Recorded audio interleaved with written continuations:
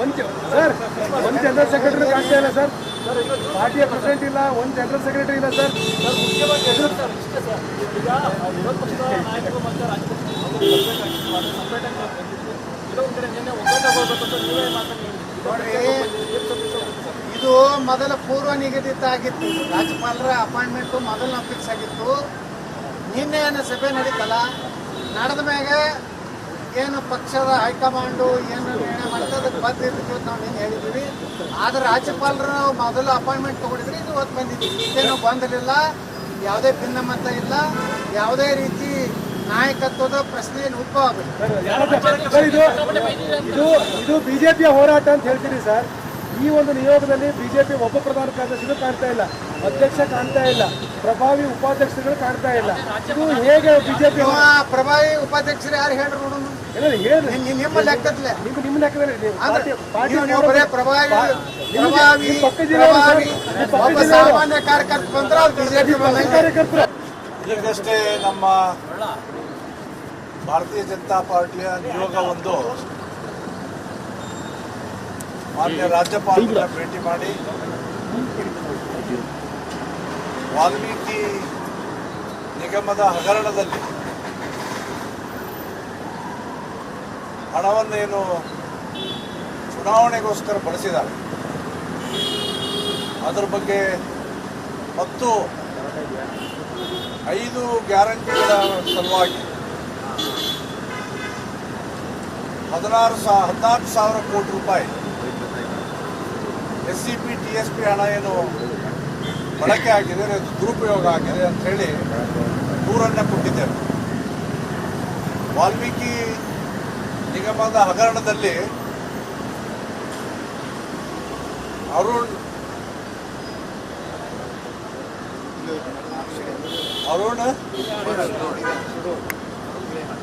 ಹಿರೇಯಾಳ್ ಅವರು ಕೌಂಟಿಂಗ್ಗಿಂತ ಮುಂಚೆನೆ, ಲೋಕಸಭೆ ಕೌಂಟಿಂಗ್ಗಿಂತ ಮುಂಚೆನೆ ದೂರನ್ನ ಕೊಟ್ಟಿದ್ದಾರೆ.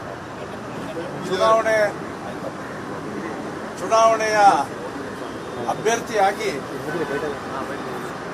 ಕೌಂಟಿಂಗ್ಗಿಂತ ಮುಂಚೆನೆ ಕಂಪ್ಲೇಂಟ್ ಅನ್ನು ದಾಖಲಿಸಿದ್ದಾರೆ. ಕರ್ನಾಟಕ ಚುನಾವಣಾ ಆಯೋಗ ಅದಕ್ಕೆ ಸಮರ್ಪಕವಾಗಿ ಉತ್ತರ ಕೊಟ್ಟಿಲ್ಲ. ಆ ಹಿನ್ನೆಲೆಯೊಳಗೆ ಈಗಾಗಲೇ ಇಡಿ ಕೂಡ ಕ್ರಮವನ್ನು ಜರುಗಿಸ್ತಾ ಇದೆ. ಬಳ್ಳಾರಿ ಮತ್ತು ರಾಯಚೂರು ಎರಡೂ ಲೋಕಸಭೆಗಳ ಚುನಾವಣೆಯನ್ನು ನಲ್ ಆ್ಯಂಡ್ ವೈಡ್ ಮಾಡಬೇಕನ್ನುವಂಥ ಒತ್ತಾಯವನ್ನು ನಾವು ಒತ್ತಾಯಿಸ್ತಾ ಇದ್ದೇವೆ. ಅರುಣ್ ಹಿರೇಯಾಳ್ ಅವರು ಈಗಾಗಲೇ ಅದರ ಬಗ್ಗೆ ದೂರಲ್ಲಿ ಇದೇ ಒತ್ತಾಯವನ್ನು ಮಾಡಿದ್ದಾರೆ. ಹಾಗೆ ಇದರಲ್ಲಿ ತೊಡಗಿರ್ತಕ್ಕಂಥ ಬಳ್ಳಾರಿ ಗ್ರಾಮಾಂತರ ಶಾಸಕರು, ಅಂದಿನ ಸಚಿವರಾಗಿದ್ದಂಥ ನಾಗೇಂದ್ರ ಅವರು ಮತ್ತು ನಿಗಮದ ಅಧ್ಯಕ್ಷರಾದಂಥ ರಾಯಚೂರಿನ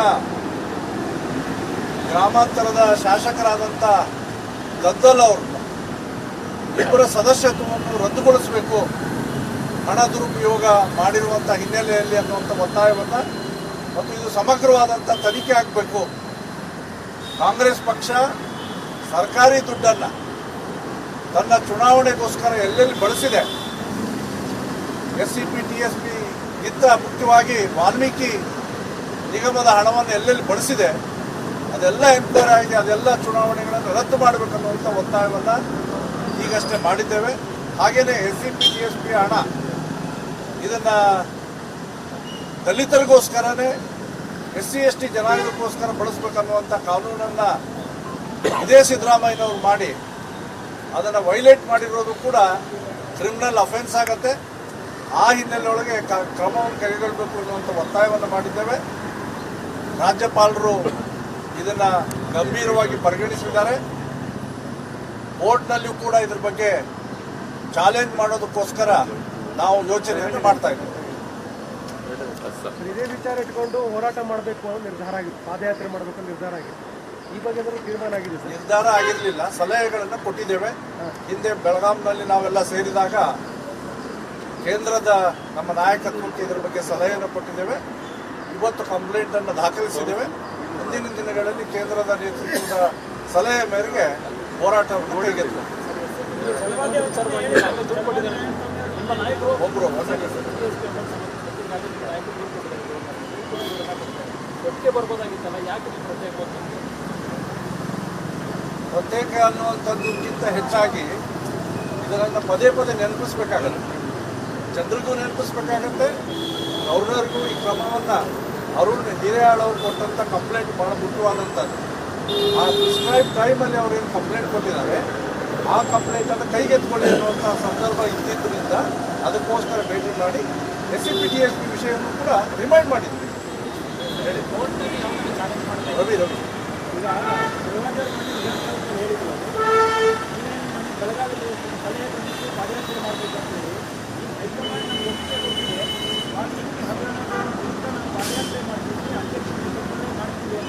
ಘೋಷಣೆ ಮಾಡಿದ್ದಾರೆ. ಈಗ ಹೈಕಮಾಂಡ್ ಸಲಹೆ ಸೂಚನೆ ಕೊಟ್ಟಿದೆ, ಒಪ್ಪಿಗೆ ಕೊಟ್ಟಿದೆ ಅಂತ ಚಲವಾದಿ ಅವರು ಹೇಳ್ತಾ ಇದ್ದಾರೆ. ಹೇಗೆ ಒಪ್ಪಿಗೆ ಕೊಟ್ಟಿದ್ದಾರೆ? ಇದೇ ನೇತೃತ್ವ ಜೊತೆಗೆ ಯಾರು ಬರ್ತಾರೆ ಎಲ್ಲರನ್ನೂ ಸೇರಿಸ್ಕೊಂಡು ಪಾದಯಾತ್ರೆ ಬಗ್ಗೆ ಕೇಂದ್ರ ನೇತೃತ್ವ ತೀರ್ಮಾನ ಕೈಗೊಳ್ಳಿ. ಇನ್ನು ತೀರ್ಮಾನ ಆಗಿಲ್ಲ, ಚಾಲೆಂಜ್ ಮಾಡಬೇಕು. ಯಾವುದನ್ನ ಪ್ರತ್ಯೇಕವಾಗಿ ಚಾಲೆಂಜ್ ಮಾಡ್ತಾರೆ? ಈ ವಾಲ್ಮೀಕಿ ನಿಗಮದ ಏನು ದುರುಪಯೋಗ ಆಗಿದೆ ಈ ವಿಷಯವನ್ನು ಕೋರ್ಟಲ್ಲಿ ಕೂಡ ನಾವು ಚಾಲೆಂಜ್ ಮಾಡ್ತೀವಿ. ಇದೇ ನೇತೃತ್ವ ಒಂದು ಯಾವುದು ಗೊತ್ತಾಗಿಲ್ಲ ಎಲ್ಲ ನೇತೃತ್ವ BJP ನೇತೃತ್ವ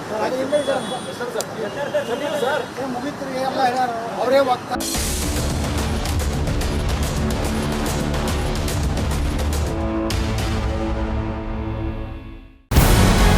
ನಮಸ್ಕಾರ, ಕರ್ನಾಟಕ ಪ್ರೈಮ್ ಟೈಮ್ಗೆ ಸ್ವಾಗತ. ನಾನು ಜಯಪ್ರಕಾಶ್ ಶೆಟ್ಟಿ.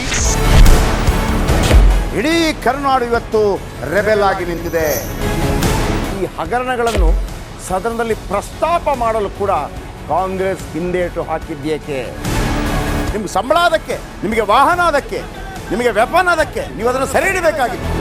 ನೀವು ವಿದ್ಯುತ್ ಬರ ಇದೆ ಅಂತ ಹೇಳ್ತಾ ಇದ್ದೀರಿ, ಎಲ್ಲಿ ಬರ ಇದೆ ನೀವು ಹೇಳಬೇಕು. ಪಾಕಿಸ್ತಾನ್ ಆಕ್ಯುಪೈಡ್ ಕಾಶ್ಮೀರ್ ಅದು ಎಂದೆಂದಿಗೂ ನಮ್ಮದು. 40 ಮೆಷಿನ್ಗಳು ತಂದಿತ್ತು ನೋಟ್ ಎಣಿಸುವುದಕ್ಕೆ, ಅದೇ ಹಾಳಾಗಿದೆ. ಮಥುರಾದ ಗಲಾಟೆ ಇದೆಯಲ್ಲ, ಅದು ಸ್ಥಳೀಯವಾಗಿ ಕೂತು ಪರಿಹರಿಸಬಹುದಾದಂಥ ಕಾನೂನಿದೆ. ಗ್ಯಾರಂಟಿ ಯೋಜನೆಯಿಂದ ನಷ್ಟ ಆಗಿದೆ, ಲಾಭ ಆಗಿದೆ, ದಯವಿಟ್ಟು ಹೇಳಿ. Dawood Ibrahim most wanted criminal ಯಾವಾಗಾದ ಅಂದರೆ ಇಲ್ಲಿ ತನಕ ಭಾರತ ದೇಶದಲ್ಲಿ ಓರ್ವ ದಲಿತ ಪ್ರಧಾನಿಯಾದಂಥ ಇತಿಹಾಸವೇ ಇಲ್ಲ. ರಿಪಬ್ಲಿಕ್ ವರ್ಲ್ಡ್ ಆಪ್ ಇದು ಕೇವಲ ಅಪ್ಲಿಕೇಶನ್ ಅಲ್ಲ, ಸಮಗ್ರ ಸುದ್ದಿಗಳ ಸಂಪರ್ಕ ಮಾರ್ಗಕ್ಕೆ ಕ್ರಾಂತಿಕಾರಿ ಬದಲಾವಣೆ. ರಿಪಬ್ಲಿಕ್ ವರ್ಲ್ಡ್ ಆಪ್ ಕೇವಲ ಸುದ್ದಿ ಅಪ್ಲಿಕೇಶನ್ ಅನ್ನ ಪರಿಚಯ ಮಾಡ್ತಾ ಇಲ್ಲ, ಬದಲಾಗಿ ಡಿಜಿಟಲ್ ಸುದ್ದಿ ಬಳಕೆಯ ಹೊಸ ಯುಗಕ್ಕೆ ನಾಂದಿ ಹಾಡ್ತಾ ಇದೆ. ಇದೊಂದು ಬ್ರೇಕಿಂಗ್ ನ್ಯೂಸ್, ಪ್ರಭಾವಶಾಲಿ ಕಾರ್ಯಕ್ರಮಗಳಿಗೆ ಗಟ್ಟಿಯಾದ ವೇದಿಕೆ. ರಿಪಬ್ಲಿಕ್ ವರ್ಲ್ಡ್ ಅಪ್ಲಿಕೇಶನ್ ಈಗ ಲೈವ್ ಆಗಿದೆ. ಗೂಗಲ್ ಪ್ಲೇ ಸ್ಟೋರ್ ಮತ್ತು ಆಪಲ್ ಆಪ್ ಸ್ಟೋರ್ ಎರಡರಲ್ಲೂ ಲಭ್ಯವಿದೆ. ಈಗಲೇ ಡೌನ್ಲೋಡ್ ಮಾಡಿ.